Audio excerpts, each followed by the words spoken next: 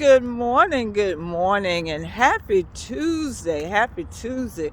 How's everybody this morning? You know, this is the day that the Lord has made, and we're rejoicing and we're glad in it. We have another beautiful morning here in the 757. It's a little chilly this morning, but each day is getting warmer and warmer by the time that we get to the afternoon. So, in February, y'all. They said by the time we get to maybe Friday or Thursday, we're going to be in the mid 60s, close to 70s. Look at God. But it's a beautiful day. The sun is shining. The sun is shining. It is a beautiful day. Well, it's time for the Black History Month Nugget.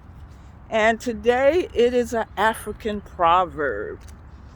The youth can walk faster, but the elder knows the road. Yeah, I'm walking, and if some of my parents were out here, they wouldn't be able to walk as fast as I can. But they know the road. My mom used to say something like that. She said, "You going down the road that I've already been down." And so that means that they can tell us something. They have some wisdom. They have a wisdom. Job 12:12 says, "Wisdom is with the aged, and understanding in length of days." And even though maybe our moms and dads or grandparents or aunts and uncles, maybe they may not have had the most stellar of lives. Maybe they made mistakes and things along the way, but they can tell us something that can help us. Because, I believe all of them, although they may have made their mistakes, they'll tell you they don't want you to make the same mistakes or go a different way than they did, especially the way things are today.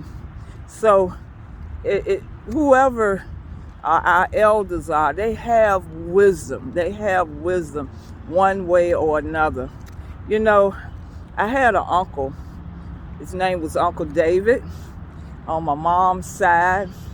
And Uncle David, he spent some time in prison, and believed the story that prisoners used to make license plates, because he was one that made the license plate, and as a result he lost 4 of his fingers except his thumb on one hand. And when he came out, he was a bootlegger, but I wouldn't advocate or support that as a preferred career, but that's what he did, and that's how he took care of his family. He always supported his family.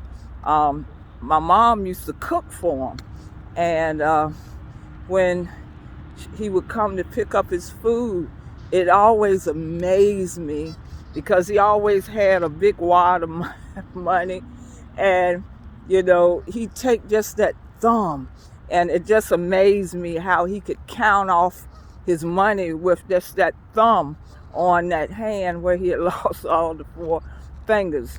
But a lot of the young men just loved him, because he was just full of wisdom, and he just didn't want people to follow in his footsteps. And he even walked me down the aisle. He gave me away when I was married 40 years ago. My Uncle David, he was sharp as a tack that day too, with his white tuxedo. But we all can learn something from our elders. It reminded me of the story of Samuel. Samuel, he was a priest. He was a judge. He was a prophet. He was even a military leader. But for those of you that know the story of Samuel, his mother Hannah, she couldn't have children at first, and she asked the Lord to give her a child. And she promised God that if God gave her a child, that she would give that child back to God, to grow up in the ways of God. And that's what she did. When he was born and after he was weaned, she let him live in the temple with the priest Eli. And he grew up in the ways of the Lord under the priest Eli. One night, Samuel, they had went to sleep, and Eli had gotten old. Eli could hardly see. And so Samuel is laying there, and a voice says, "Samuel, Samuel." And Samuel jumps up and says, "Here I am."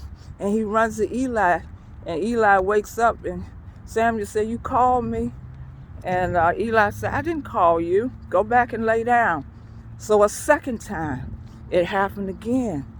And Samuel jumps up, "Here I am." And he runs up to Eli again. He said, No, that's wasn't me. Go ahead, lay back down. But then a third time. But because of the wisdom, although Eli couldn't see, that third time when the voice said, "Samuel, Samuel," this time Eli tells Samuel to say, "Speak, Lord, for your servant is listening." That only came from the wisdom of an elder. See, a lot of times we think things that our elders and parents and grandparents tell us, they're out of style, they're old-fashioned, but they are wisdom. Just like it says, wisdom is with the aged and understanding in the length of days. When you've been around for a while, there's something that you can always share. So don't forget that. Don't forget that. Like they said, listen to your elders. Listen to your elders. Don't forget the African proverb. The youth can walk faster, but the elder knows the road. They know the road. Keep that in mind as we celebrate Black History Month. Now I want to remind you, join me tonight for Church School Live. It's kind of on the same thing because Paul is talking to his young protege, Timothy. And one of the things he says to Timothy is that he encourages Timothy, and he reminds him of how his mother and his grandmother brought him up in the faith to be the man that he had become. So join me for Church School Live, reminded of the call. That's 7 p.m. on the GEM Nugget. And we just want to thank you, Pastor James and I, for those of you that watch Church School Live on Tuesdays and Life Study on Thursdays. And there's a few people, I always got to give a shout out because y'all are frequent watchers, and even with me on the track. I see you, Sister Diane Curry. I just responded to you. Please, I apologize for responding late, but thank you for joining me, because she told me at church the other Sunday, she was a visitor at our church. She said, "I watch you every morning." So I thank you, Miss Diane, for watching every morning. And I know I have some other frequent watchers, Elder Cuffy and Sister Lynn, all the way up in New Jersey. And there's so many of you, but we just appreciate it. We just appreciate it. And along the line of what Job was talking about, wisdom is with the age and understanding in the length of days.